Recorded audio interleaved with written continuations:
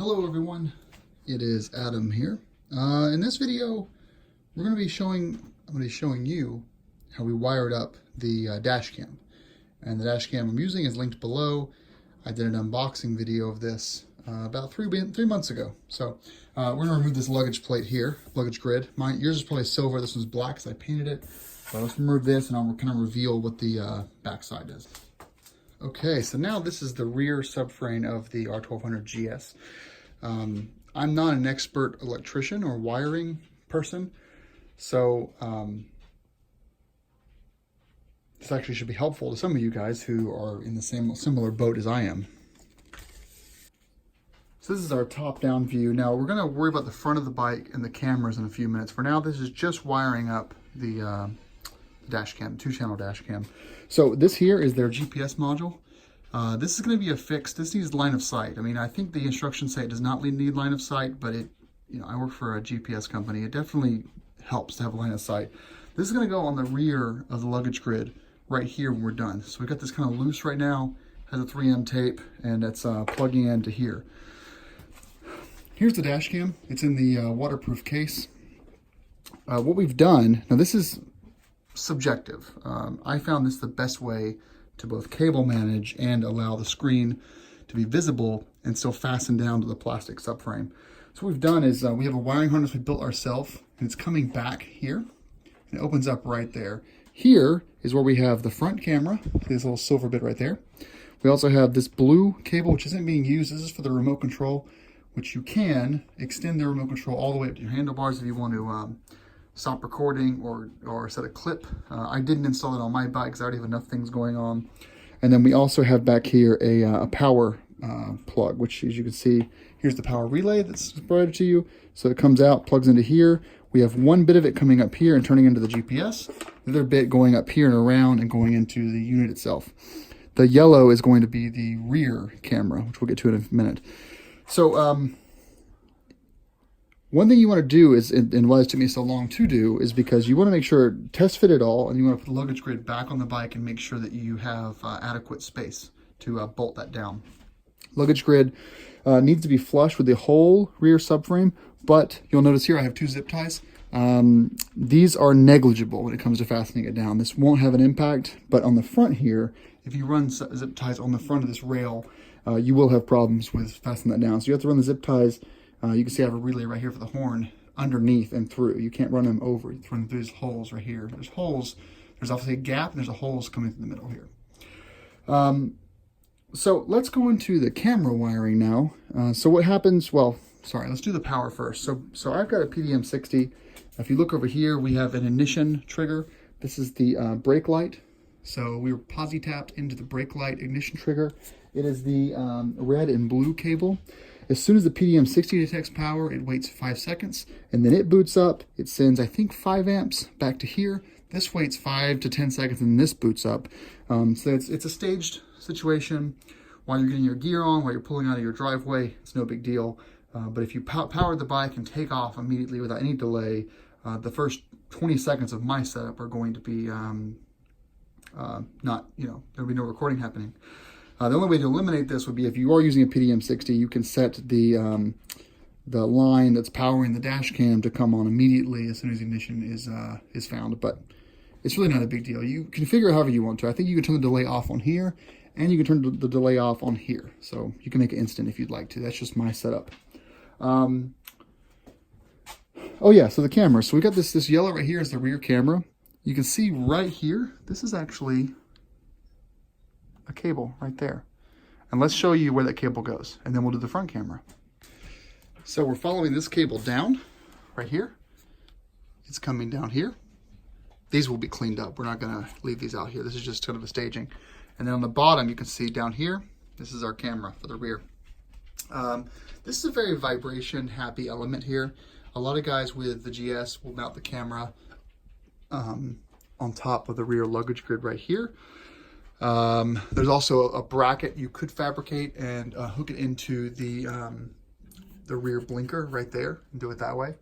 I found that with the Jesse racks or Touratech or OEM racks installed, you're pushing up against this, and that's going to keep this from vibrating as much. You're kind of pushing back on it with the with the rear support bracket that you have your OEM luggage. If you're running without luggage, this is going to be pretty vibe happy. I may move this, so stay tuned. I would say do some work on that. And actually, if you guys are following along at home across the entire series, once springtime occurs, we will have some video samples of this in action, and you'll get to see if it's vibrating. If it is vibrating, I'll be relocating this up somewhere higher like that. I like the vantage point, and because we have the possum scraper installed, we're not throwing up any dirt or rocks to hit it. It should be a non-issue. It just might get really dirty when we're off-roading. Let's go to the front. Actually, first, let's follow this line here. So you got your wiring harness coming through. It's going under the fuel tank, so don't worry about that. I mean, you could run it any way you want to. So coming across here, wiring harness comes back. You've got a split off here to the PDM60, which is getting power.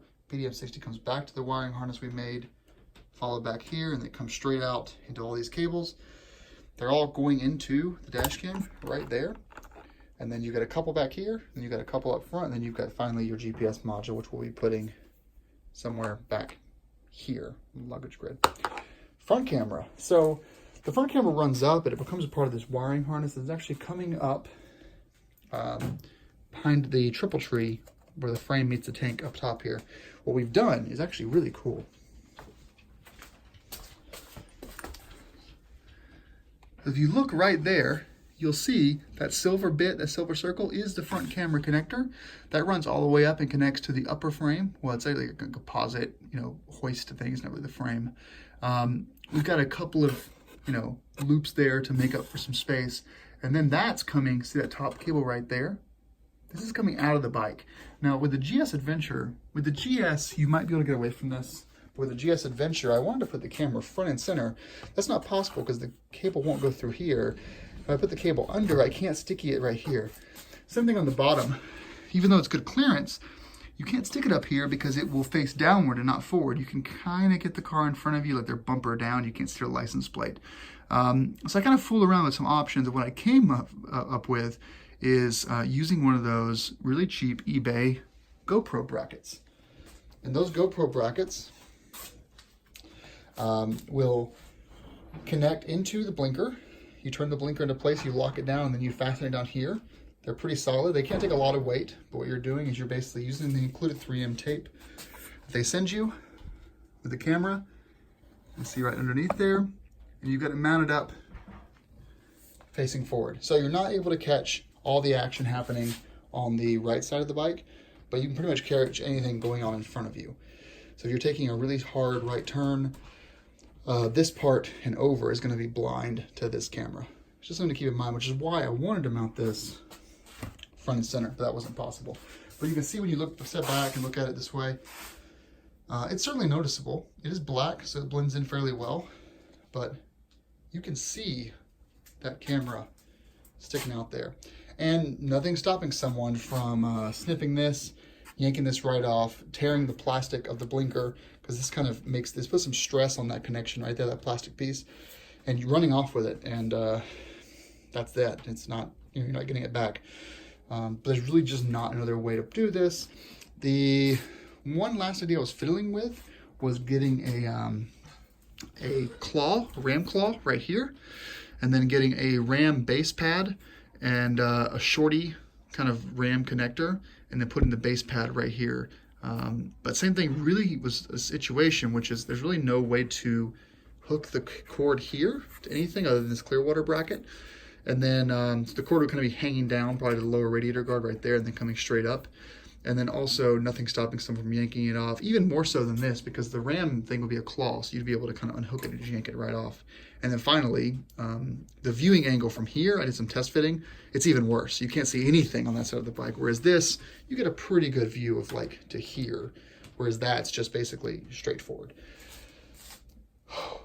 And the same thing actually occurred with the rear camera. If you were to put the rear camera like mounted to the luggage grid or your top box, or fastened to your top box mount on the right side, you're going to miss the whole left side of the action. So having it down here and low is actually the best place for it. Unfortunately, it's probably going to be high of vibration, so we're going to do some testing and see how it goes. But this is our 2-channel dash cam wiring. I'm pretty happy with it. As this doesn't look very professional because I'm an amateur. I had previously actually had this cloth wrapped, but I had to do some, because this was all pushed forward against this rail, and I could not get the rear luggage grid down. It just wouldn't work, and I couldn't also operate the seat release harness. It was getting caught in this stuff, so I had to push it way back and zip tie this to the plastic subframe hole there. Overall, pretty happy with it though. The dash cam, the one downside of having it back here, I tried to fit it here, doesn't fit. I tried to fit it here, and the angle just wasn't right. And really, you can only see if you look at if the luggage grid is installed, you can only really see from here to here. It's very little space. So I wanted to be able to see that it was recording. Unfortunately, I have to trust it's working, A, or B, connect to it via my iPhone over Wi-Fi and just verify that it's recording and verify that it's working. And maybe every few days, I'll just connect it with my iPhone before I go on my ride. If there are clips from the previous ride, then I'll know it's working, and we'll just trust that it's going to do its job. Last technical thing here, I put a 64 gig card in here, which I think gets me like 6 hours of recording. I replaced it with a 128 gig card. I regularly do 15, 18 hour days on the bike, and I'm not always recording with my GoPro. So if you're a vlogger and you want to always have clips in case something happens that's crazy, like you get pulled over or there's a car accident or something just wild happens, like you get thrown, into the other oncoming traffic for a second, you get back. You want to keep riding for 6, 8, 10 hours and not lose your clip. So 128 gig card was 20 bucks. They're very cheap right now. You don't need the class 3 or class 10 card for 1080p, but I went ahead and bought the 4K compatible card anyway. So this will get rigged up. I'll do one last video of kind of the setup with it all done, and then I'll obviously share with you guys some video clips once that's all. We have snow outside right now, so we're not riding yet, but soon. All right, well, thanks for watching, everyone, and appreciate the patience with this build. It's been a long time coming, and thanks to the manufacturer of the dash cam. I'll link to them below on the Amazon page because they've been patient with me because I got this in October, and I'm just now getting around to installing it. But we've just been waiting for so much to happen first. All right, guys, rock on. Thanks for watching, and ride safe.